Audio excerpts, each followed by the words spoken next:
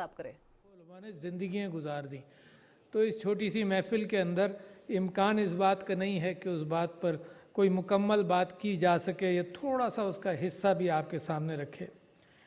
मैं समझता हूँ माह रबीउल अव्वल वो अज़ीम महीना है जिसमें इमामुल अंबिया फ़ख्र मौजूदात हज़रत मोहम्मद सल्लल्लाहु अलैहि वसल्लम की सआदत हुई। वो रहमत बन कर आए और नूर हक़ फैलाया और कुफ्र बातिल के अंधेरे मिट गए। ये अल्लाह ताला की बड़ी अजीम नेमत है इंसानों के लिए, और मैं समझता हूँ इससे बड़ी कोई नेमत नहीं हो सकती। आज के मौजू के हवाले से मैं समझता हूँ कि यहाँ पर ख़वातीन भी माशाअल्लाह तशरीफ़ फरमा हैं, और इस वजह से बड़ी अहमियत कि क्योंकि मौजू जो है माशरे की अखलाक़ियात, इस्लाह व तरबियत, तो तरबियत के अंदर मेरी बहनों और माओं का जो हिस्सा है वो कभी कभी ख़ानदान के अंदर हम इसको भूल जाते हैं। सबसे ज़्यादा वक्त माँ बच्चों के साथ गुजारती है, और लिहाजा उसका असर एक कौम की तब्दीली के अंदर एक बहुत बुनियादी असर है। तो मैं उनको खुशामदीद कहता हूँ बिलखुसूस। और मैं हुज़ूर अकरम सल्लल्लाहु अलैहि वसल्लम की ज़िंदगी के एतबार से ये समझता हूँ कि अखलाक़ियात ही वो चीज़ है जो इंसानी माशरे के अंदर एक रब्त पैदा करती है, जो मेरा और आपका ताल्लुक़ बयान करती है और जिसकी बुनियाद बनती है। मैं ये भी जानता हूँ कि जितना अच्छा कोई आलिम हो, अगर सख्ती से लोगों से बात करेगा तो दूरी पैदा करेगा, और कोई शफ़ीक़ हो तो उसकी बात के अंदर बड़ा गहरा असर है। ये हैं अखलाक़ियात। और इसके अंदर अगर हुज़ूर अकरम सल्लल्लाहु अलैहि वसल्लम की ज़िंदगी के अंदर मैं देखता हूँ तो एक कैफ़ियत ये कि इतना बड़ा नबी, अल्लाह की महबूब तरीन शख्सियत, और उसके अंदर इनके सारी बदरजहा इतनी थी जो मैं और आप कभी उसको हासिल नहीं कर सकते। उनके ऊपर पत्थर मारे गए तो उन्होंने दरगुजर किया। बहुत ही अजीम शख्सियत, मगर हर काम के अंदर हिस्सा लिया, कभी कोई बड़ाई नहीं। और यही तरबियत फिर खुलफाए राशिदीन की हुई। वो मशहूर वाक़या हज़रत उमर का यरूशलेम जाते हुए कि ग़ुलाम और वो ऊँट के ऊपर सामान था, तो ये नहीं हो सकता था कि दो आदमी सवार हो जाएं, तो एक बारी बारी चल कर जाते थे, बारी बारी बैठते थे उसके ऊपर। तो बहुत बड़ी बात, वहाँ जब यरूशलेम पहुँचे तो लोग इंतज़ार कर रहे थे कि पता बहुत बड़ा बादशाह आएगा, उसके साथ इतने लोग होंगे। ये है वो इंकिसारी, ये है वो इंसानियत जो इंसानों के दिलों में असर करती है। बात वो ये गुरूर तकब्बुर नहीं, अल्लाह को भी पसंद नहीं है, बल्कि वो दरगुजर की कैफियत है जो मेरे नबी सल्लल्लाहु अलैहि वसल्लम की थी, और जिनसे इंकिसारी हम फ़ख्र, गुस्सा, अपना मुकाम छोटों के मुकाबले में मुख्तलिफ रखते हैं। तो इसमें तो अल्लाह ने मेरे नबी को भी कुरान के अंदर वो हिदायत फरमाई जो मेरे नबी से फिर हम सब की ज़िंदगियों का उसूल बनना चाहिए। तो मैं ये बहुत बड़ी बात मैं आपसे कर रहा हूँ, क्योंकि मैंने ऐसा देखा है कि जो इल्म हासिल कर लेता है, चाहे मज़हब का इल्म हो या दुनिया का इल्म हो, या डॉक्टर बन जाता है, तो बजाय उसके कि उसका वो पेड़ झुके, वो पेड़ और अकड़ कर खड़ा हो जाता है। तो ये मेरे लिए, और मैं समझता हूँ हर इंसान के लिए, एक बुनियादी मेरे नबी सल्लल्लाहु अलैहि वसल्लम की ज़िंदगी से जो बात आती है वो हमको अपनाना चाहिए। दूसरी बात सच्चाई और अमानतदारी है। मैं यहाँ पर मुफ्ती अब्दुल शकूर साहब ने जो करप्शन के हवाले से भी बात की, वो और उसके अलावा मेरे नबी का सबसे पहला पैगाम ही ये था कि अगर इस पहाड़ी के पीछे मैं तुमसे ये कहूँ कि एक फ़ौज मौजूद है तो तुम यकीन करोगे? तो लोगों ने इस वजह से यकीन किया कि मेरे नबी सल्लल्लाहु अलैहि वसल्लम सच्चे थे और अमीन थे। दो चीज़ें हैं बुनियादी तौर पर। जो आदमी भी रास्ता किसी को दिखाए, उसके अंदर सच्चाई और अमानतदारी बुनियाद बनती है। और अगर यकीन फ़र्ज़ करो ये ख्याल हो जाए कि झूठ भी बोल सकता है, तो उसका रास्ता कौन अपनाएगा? मुमकिन है ये कहे कि बाघ की तरफ जा रहे हो और गधे की तरफ वो धक्का दे दे। तो इस वजह से सच्चाई और अमानतदारी जो है वो बुनियाद बनती है इस्लामी माशरे की, और अमानतदारी ख़ास तौर पर बुनियाद बनती है। और इसके अंदर हज़रत आप ये देखिए कि मेरे नबी सल्लल्लाहु अलैहि वसल्लम ने इतनी मज़बूत टीम बनाई जिसने अपनी ज़िंदगियों के अंदर बार बार ये दिखाया कि अक़दार क्या होती हैं इस्लामी माशरे की। तो हज़रत उमर का मैं समझता हूँ कि वो वाक़या सबसे अहम है कि जब उनके पास किसी ने खड़े होकर कहा ये आपकी दो चादरें, आपका ये लिबास जो है ये وہ نہیں ہے جو سب کو ملا تھا، تو آپ بتائیے۔ تو اس کے اندر ایک بات ذہن نشین کر لیجئے کہ آدمی کے اوپر جرم ثابت کرنا سارے کرائمز کے اندر بالکل صحیح کہ ثابت کرنا پڑے گا کہ اس نے یہ حرکت کی، مگر کرپشن کے معاملے میں اور فائنینشیل کرپشن کے معاملے میں اور آج کل کے قوانین کے اعتبار سے جو دنیا نے آج اپنائے ہیں، اور میں نام لیتا ہوں یہ جو سوئس السٹ ایسٹس ایکٹ ہے مثال کے طور پر، ان ایکسپلینڈ ویلتھ آرڈر ہے برطانیہ کا، اس کے اندر فائنینشیل کرپشن کے اندر یہ طریقہ ہے کہ اگر تمہارے پاس کوئی اثاثہ ہے تو وہ ریاست نے ثابت نہیں کرنا کہ کہاں سے آیا، کیونکہ اس میں کلیوزو کرائم ہوتا ہے۔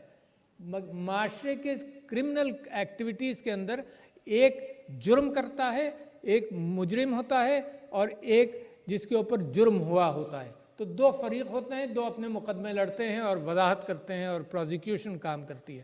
یہ جو کلیوزو کرائم ہے جس کے اندر چپکے سے رشوت دی جاتی ہے، تو دو ہی آدمی ہیں، تیسرے کو پتہ نہیں ہوتا اور کام بھی ہو جاتا ہے۔ تو کلیوزو کرائمز کے اندر حضور اکرم صلی اللہ علیہ وسلم کی تربیت کے بعد حضرت عمر کے اس واقعے کے اندر یہ نہیں کہا گیا کہ مجھے معلوم ہے کہ کہاں سے آئی، یہ کہا گیا کہ آپ بتائیے، اور میرے خلیفہ راشد نے رضی اللہ عنہ نے یہ بات بیان فرمائی۔ تو میں سمجھتا ہوں کرپشن کے حوالے سے اگر پکڑنا ہے معاشرے میں، اگر صرف ہم نے لفاظی کرنی ہے، دنیا جانتی ہے، ہم جانتے ہیں، ہر شخص یہاں بیٹھا ہوا ہاتھ اٹھا کر کہہ دے گا کہ کرپشن ہے، مگر روکنے کے لیے تیار نہیں۔ اس کے اندر ایک اور چیز آپ سے عرض کروں، کسی نے یہاں پر بات کی قانون شکنی کی۔ اچھا، قانون شکنی رکتی کیسے ہے؟ قانون شکنی چار اس کے پلرز ہیں جس کی بنیاد پر قانون کی پابندی آدمی کرتا ہے، اور سب سے بڑا پلر اور دل کے اندر ایک سپاہی جو ہے سب سے بڑا، وہ ہے تقوی اور خدا خوفی۔ اس سے بڑی طاقت ہو نہیں سکتی کہ میں قانون کی خلاف ورزی نہ کروں، سب سے بڑی طاقت ہے۔ اچھا، مگر سب کے اندر نہ ہوگی۔ اچھا، نوٹوں پر اگر لکھ دیا جائے کہ رشوت دینا اور لینا حرام ہے، اس سے کیا فرق پڑے گا؟ تو اندر سے سب سے بڑی طاقت یہ ہے۔ دوسرے یہ کہ پھر قانون موجود ہو کہ کیا غلط ہے اور کیا صحیح ہے، کیا بے ایمانی ہے، کیا کرپشن ہے، کیا قانون شکنی ہے۔ قانون تو وہی بتائے گا نا، قانون شکنی تو قانون بتائے گا اور مقننہ بنائے گی۔ جو اسلام کے بنائے ہوئے قانون ہیں وہ تو اللہ نے قانون سازی کر دی انسان کے لیے، پھر مقننہ قانون سازی کرتی ہے۔ تو دوسرا ستون میں نے آپ کو یہ بتایا۔ تیسرا ستون اس کے اندر کہ سزا اور جزا ہو بھی، اگر صرف قانون کے کاغذ کے اندر یا آئین کے اندر یا پاکستان کرمنل لاء کے اندر یہ بات آ جائے اور اس کے اوپر عمل نہ ہو، جزا اور سزا نہ ہو، تو وہ بالکل بیکار قانون ہے، اس کی کوئی اہمیت نہیں ہے۔ تو تیسرا پلر یہ ہے قانون شکنی سے روکنے کا یا بے ایمانی سے روکنے کا، یا زندگی میں ہم سب قانون کی پاسداری کرتے ہیں، اور وہ معاشرہ جو قانون کی پاسداری میں سب سے بہتر ہے وہی معاشرہ ترقی کرتا ہے۔ وہ معاشرہ ترقی کر ہی نہیں سکتا جہاں امیر کے لیے قانون الگ اور غریب کے لیے قانون الگ، یا وہ معاشرہ ترقی کر ہی نہیں سکتا جہاں پر قانون کی پاسداری نہ ہو۔ تو لہٰذا میں سمجھتا ہوں پاکستان کے اندر اگر اسوہ حسنہ سے کچھ چیزیں اپنانی ہیں تو وہاں سے نکلتا ہے۔ اور چوتھا معاملہ بہت بڑا جو آپ کی ذمہ داری ہے وہ ہے معاشرہ، یعنی معاشرہ اگر قانون شکن لوگوں کی پاسداری کرے گا، ان کے لیے دروازے کھولے گا، ان کو کوئی معاشرے کے اندر نکو نہیں کرے گا، آئسولیٹ نہیں کرے گا، الگ نہیں کرے گا، تو وہ معاشرہ انکریج کر رہا ہے، وہ معاشرہ یہ چاہتا ہے کہ میرے بچے بھی یہی سیکھیں کہ قانون کی پاسداری نہیں کرو گے تمہیں انعام ملے گا۔ ایسے معاشرے کے اندر بھی قانون کی پاسداری نہیں ہوتی اور فرق پڑتا ہے۔ دیکھو چھوٹی سی مثال دیتا ہوں، یہاں پر مثال کے طور پر قانون یہی ہے، اخلاقی قانون یہ ہے کہ اگر 20 آدمی کسی کھڑکی پر کچھ لینے چلے جائیں تو ایک یعنی لائن بنا لیں۔ اچھا، یہاں آپ دیکھیں اس بات کا امکان ہے پاکستان میں لائن نہیں بنائے، مگر جیسے ہی پڑھا لکھا ان پڑھ دبئی ایئرپورٹ پر یا دنیا کے کسی ایئرپورٹ پر اترتا ہے فوراً قانون کی پاسداری کرتا ہے۔ کیوں؟ اس کو یہ معلوم ہے کہ یہاں امپلیمنٹ ہوگا قانون، اس کو معلوم ہے کہ یہاں کا معاشرہ یہ اپریشیٹ کرتا ہے۔ تو میں چھوٹی سی مثال دے رہا ہوں کہ جہاں جس معاشرے میں قانون کی پاسداری ہوگی اس معاشرے کے اندر پھر دوسرے لوگ بھی دیکھ کر قانون کی پاسداری کرتے ہیں۔ میں اس کے بعد ایک بڑے اہم موضوع پر آپ کی توجہ دلانا چاہتا ہوں جو بے انتہا ضروری ہے، اور پچھلے سال بھی میں نے پارلیمنٹ کے اندر اس بات کا ذکر کیا تھا، اللہ تعالیٰ کا قرآن کے اندر احکامات کے اعتبار سے ذکر کیا تھا۔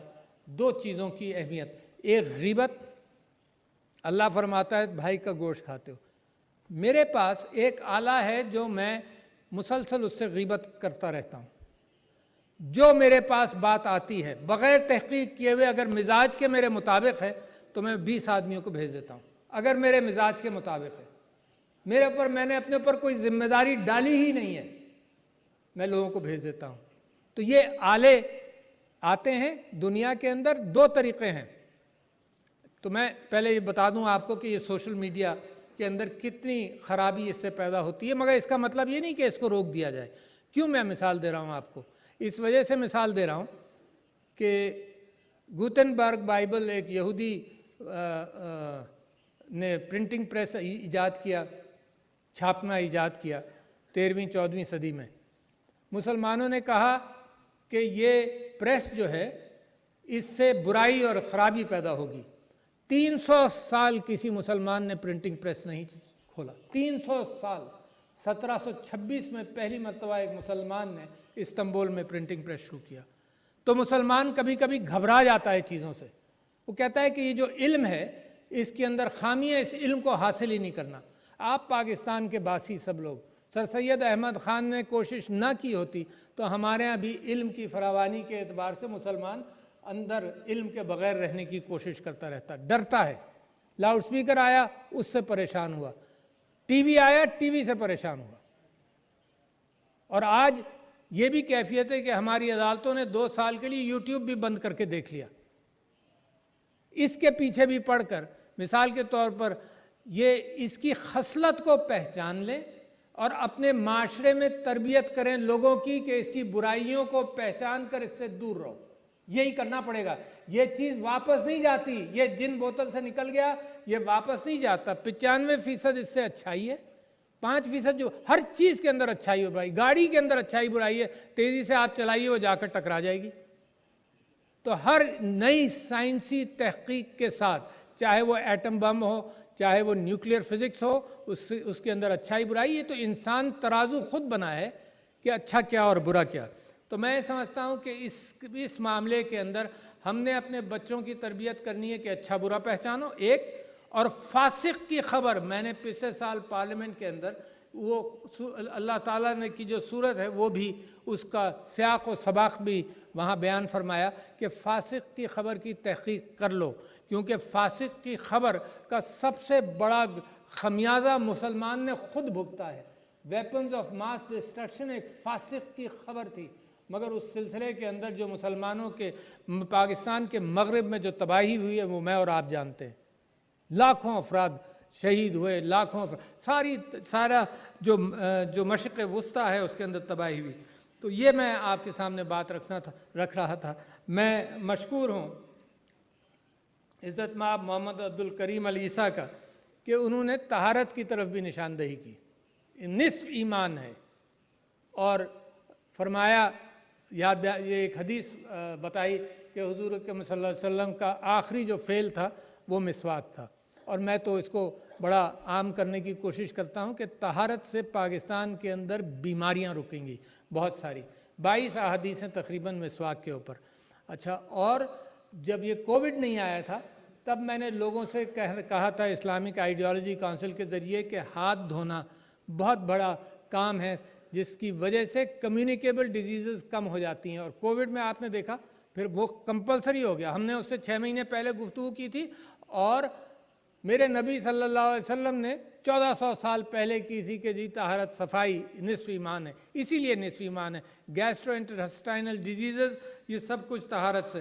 تو میں سمجھتا ہوں کہ روحانی طہارت اور جسمانی طہارت، روحانی طہارت کے اوپر میں تھوڑی سی گفتگو اس کے بعد کر لوں گا۔ میں یہ سمجھتا ہوں کہ جو اسوہ حسنہ کے اعتبار سے بڑی اہم چیز ہے وہ غریب کی قدر کرنا، یتامہ کی قدر کرنا، سمبولک ہے۔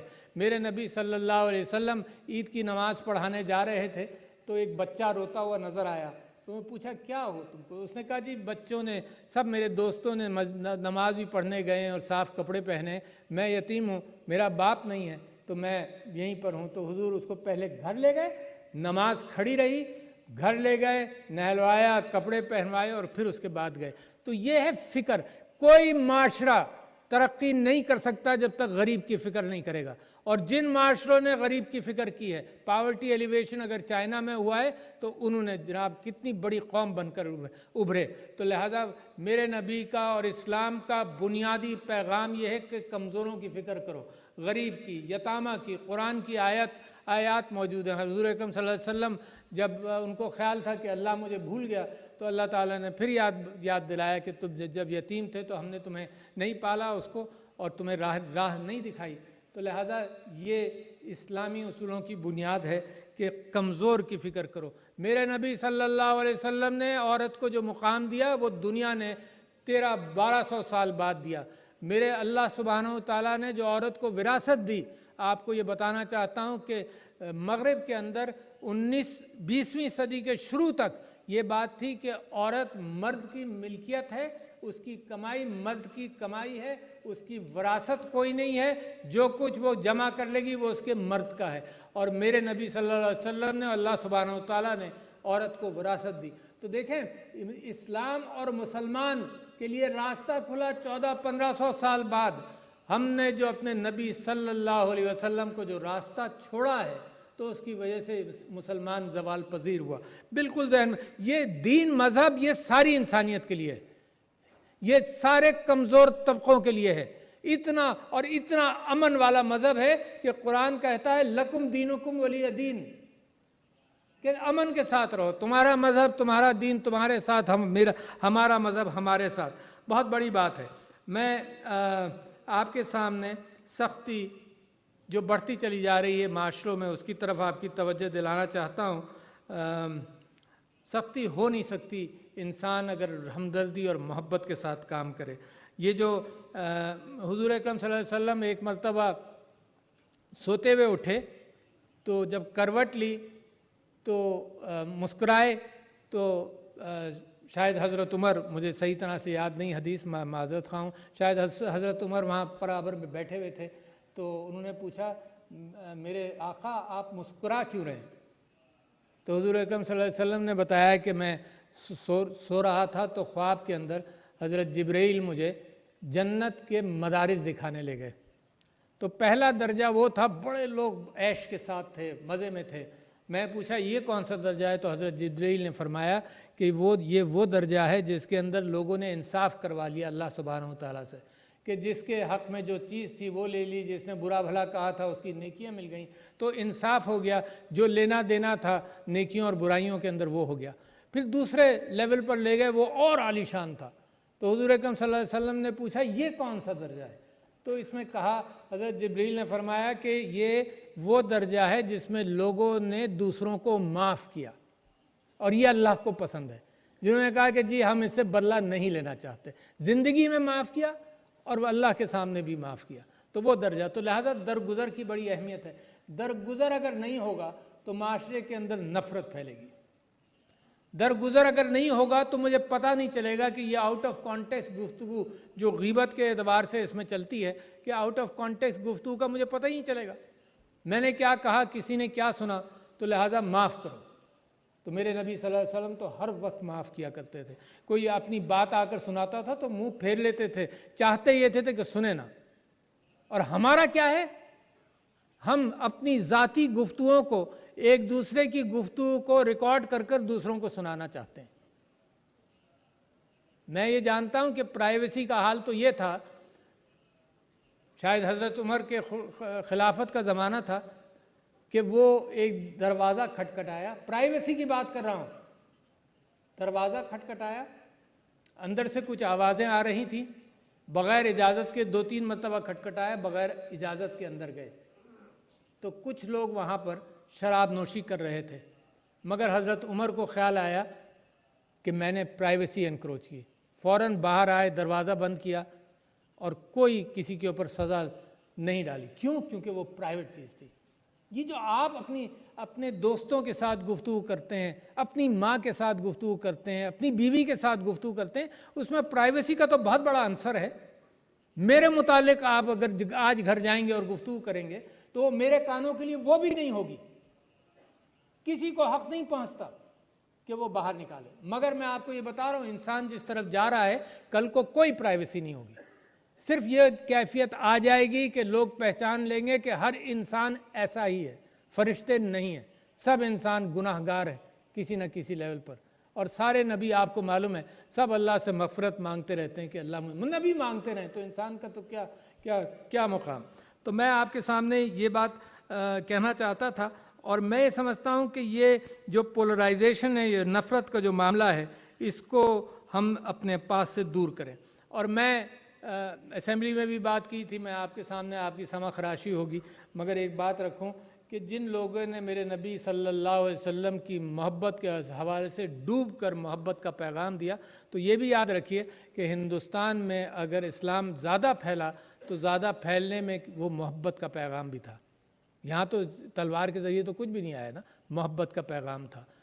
رومی نے حضور اکرم صلی اللہ علیہ وسلم کی محبت میں سرشار یہ بات رکھی، محبت کے حوالے سے یہ بات رکھی کہ نبی کا پیغام یہ ہے کہ اپنے آپ سے بھی محبت کرو، اپنے دل کا آئینہ صاف۔ پہلے 8 درجے میں نے جو پڑھا تو مجھے اندازہ ہوا کہ رومی نے 8 درجے بتائے انسان سے محبت کے، اور میرے نبی کے حوالے سے بتائے اور اللہ کے حوالے سے بتائے۔ تو اس نے کہا کہ سب سے پہلے اپنا دل صاف کرو، دل کا آئینہ صاف کرو، تمہیں نظر آئے اپنے عیب نظر آئیں، ان کو ٹھیک کرو، تزکیہ نفس کرو، اپنے آپ کو صاف کرو تو تمہیں دنیا نظر آئے گی اچھی طرح سے۔ پھر اس کے بعد کیا کرو؟ پھر اس کے بعد یہ کہ اپنے گھر میں محبت کرو۔ اور گھر میں محبت کا مطلب یہ نہیں ہے کہ پیسہ کما کر گھر میں لاؤ۔ اپنے گھر سے محبت کرنے کا مطلب یہ ہے کہ اپنے بچوں کو اگلی دنیا کے لیے، اگلے راستوں کے لیے، جب تم زندہ نہیں ہوگے اس وقت کے لیے، اچھائی کے لیے تیار کرو۔ اپنے گھر سے محبت، سب سے بڑی محبت اپنی اولاد کے ساتھ یہی ہے کہ اچھا اخلاق آ جائے اس کو۔ مال و دولت محبت نہیں ہے، آزمائش ہے، اخلاق محبت ہے۔ تو اپنے گھر سے محبت کرو۔ پھر تیسرے یہ کہ اپنے پڑوسیوں سے محبت کرو، 40 پڑوسی تک، 40 مکانوں تک محبت کرو، تیسرا درجہ۔ چوتھا یہ کہ پھر اپنی قوم اور وطن سے محبت کرو، مگر قوم اور وطن سے محبت اس لیے نہیں کہ دوسروں کے ساتھ تم نفرت کرو۔ قوم اور وطن سے محبت یہ کہ اپنی قوم کو اٹھاؤ، قوم کی تربیت کرو۔ اور میں آج آپ سے پاکستان کے لیے یہی بھیک مانگنے آیا ہوں کہ اپنی قوم سے محبت کرو۔ 5واں درجہ پھر رومی کہتا ہے پھر انسانیت کے ساتھ محبت کرو۔ بڑی بات، یہ میرے نبی کے راستے کی محبتیں ہیں۔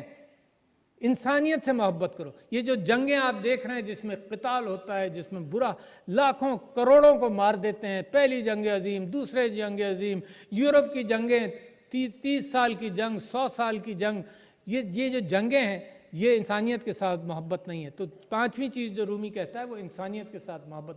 نرمی کرو لوگوں کے ساتھ، نفرتیں نہیں، انسانیت کے ساتھ محبت کرو۔ 6ٹھی چیز جو آج کل انوائرمنٹ کے اعتبار سے اہمیت ہے، میرے نبی صلی اللہ علیہ وسلم کہتے تھے کہ پانی احتیاط سے استعمال کرو۔ اگر وضو کرنے بھی جا رہے ہو تو دریا کے ساتھ بھی پانی احتیاط۔ یہ کیا ہے؟ یہ پانی کے ساتھ محبت، یہ اللہ کی بنائی ہوئی چیزوں سے، ہر چیز سے، چاہے جاندار ہو چاہے بے جان ہو۔ آپ دیکھ رہے ہیں آج کل انوائرمنٹ، کاربن ڈائی آکسائڈ، گلوبل وارمنگ، یہ کیا ہے کہ یہ ہم نے دنیا کے ساتھ، اللہ کی بنائی ہوئی کائنات کے ساتھ، اللہ کی بنائی ہوئی چیزوں کے ساتھ جب محبت نہیں کی تو ہم وہاں پہنچے۔ تو لہٰذا اللہ کی پھر 7ویں چیز یہ ہے کہ میرے نبی صلی اللہ علیہ وسلم سے محبت کرو۔ کیا بات ہے! یعنی یہ سارے راستے اسی نے دکھائے، اس کی محبت میں کائنات بنی۔ تو میرے نبی صلی اللہ علیہ وسلم سے محبت کرو اور پھر تمہارا راستہ کھلتا ہے اللہ سے محبت کا۔ تو یہ جو 8 مدارج ہیں، میں سمجھتا ہوں کہ یہ بڑے اہم ہیں میرے لیے ایک محبت کی فضا پیدا کرنے کے اعتبار سے۔ اور دنیا آج کس چیز کی تلاش میں ہے؟ دنیا کے اندر انسانی تعلقات ویسٹڈ انٹرسٹ پر ہیں، ایکسپلائٹیشن پر ہیں، لوٹ مار پر ہیں، قوموں کو دبانے پر ہیں، قوموں کے ساتھ وہ نظام رائج کرنے پر ہے جس میں قوموں کا ایکسپلائٹیشن ہو۔ تو دنیا آج مانگتی ہے اقدار کی سیاست، ورلڈ گلوبل آرڈر، جس میں انصاف بھی ہو اور اقدار بھی ہوں، اور کسی کے پاس وہ نسخہ نہیں ہے جو نسخہ میرے نبی صلی اللہ علیہ وسلم نے دیا، کسی کے پاس نہیں۔ دنیا آپ سے مانگ رہی ہے، مگر آپ پہلے اپنے وطنوں کے اندر تو کریں۔ صرف کلیم چند لوگوں کا، چند علماء کا، ایک مائنورٹی کا کلیم، باتوں پر دنیا مطمئن نہیں ہوتی، کردار پر اور عمل پر ہوتی ہے۔ تو لہٰذا دنیا جو چیز مانگ رہی ہے وہ آپ کے پاس ہے، آپ اگر دینے کو لیے تیار ہیں، آپ اگر اپنے اوپر پہلے لاگو کریں گے پھر آپ دیں گے۔ اور مجھے اس وجہ سے یقین ہے کہ میں سمجھتا ہوں کہ میں اپنے نبی کا راستہ اگر چن لوں صلی اللہ علیہ وسلم، تو مجھے یقین ہے، میرا ایمان ہے، میں آخری بات آپ سے، میرا ایمان ہے کہ پاکستان کو دنیا کی